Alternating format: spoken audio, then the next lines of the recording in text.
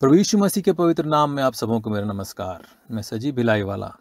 पिछले दो दिनों से हम संत लूका की इंजील अध्याय 5 आयत 17 से 25 तक में जिस घटना का विवरण है उसमें से विश्वास के सफर के बारे में सीख रहे थे। एक दिन 4 लोग मिलकर लकवे से पीड़ित एक आदमी को यीशु के पास लाते हैं। भीड़ के कारण वो यीशु के पास पहुंच नहीं पाते।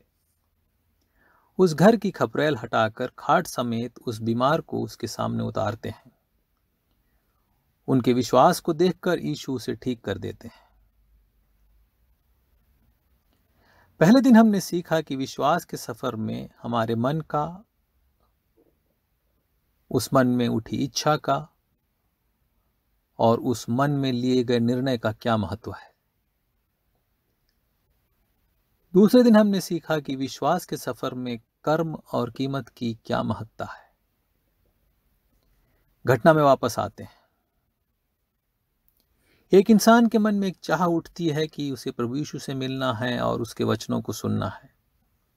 उसका मन डावाडोल होता है, पर अंत में वो एक निर्णय पर पहुंचता है और उस निर्णय पर वो अमल करता है। उस काम के लिए वह कुछ खर्च करने से, कुछ बलिदान करने से भी पीछे नहीं हटता। वो यीशु से मिलने के लिए निकल पड़ता है। कुछ दूर यात्रा करने के बाद उसे कुछ लोग मिलते हैं जिन्हें वह बुलाता है या न्योता देता है कि उसके साथ चलें। हो सकता है वो उसके रिश्तेदार हों, हो सकता है दोस्त हो सकता है रास्ते में कुछ नए लोग मिले हों। वो लोग भी उसके साथ हो लेते हैं। तभी तो जब तक वो यीशु के पास पहुंचते हैं 4-5 लोगों का एक झुंड हो जाता है। ये क्या दर्शाता है? विश्वास के सफर में हम अकेले ना चलें, कुछ लोगों को साथ लें, कुछ अपनों को बताएं अपने विश्वास के बारे में, उनको अपने साथ चलने के लिए उत्साहित करें। आपका और मेरा सफर अधूरा है अगर हमारे साथ चलने को कोई नहीं है।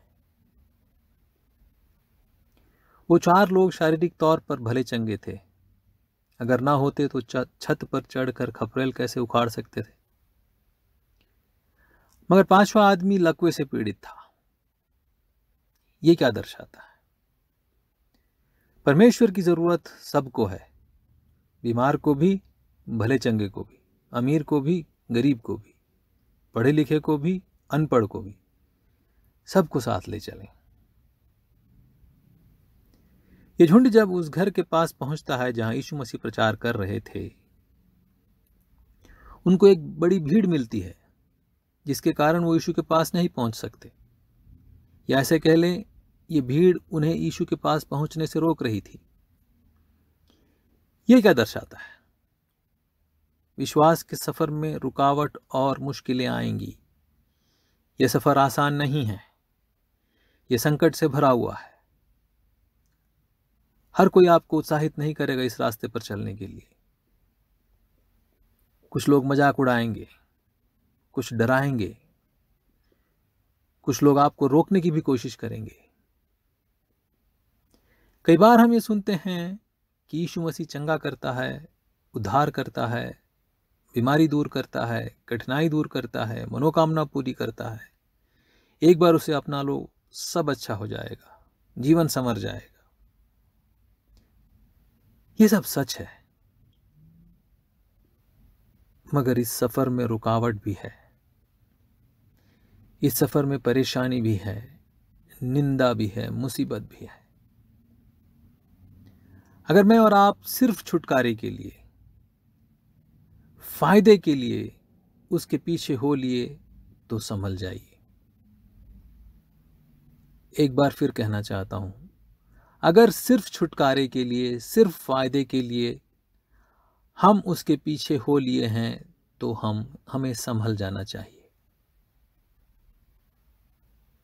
जब कष्ट, परेशानी, दुख, मुसीबत आए तो हमें उसे झेलने के लिए भी तैयार रहना है। विश्वास के सफर में कैसे आगे बढ़ें जानने के लिए सुनते रहिए। आमीन।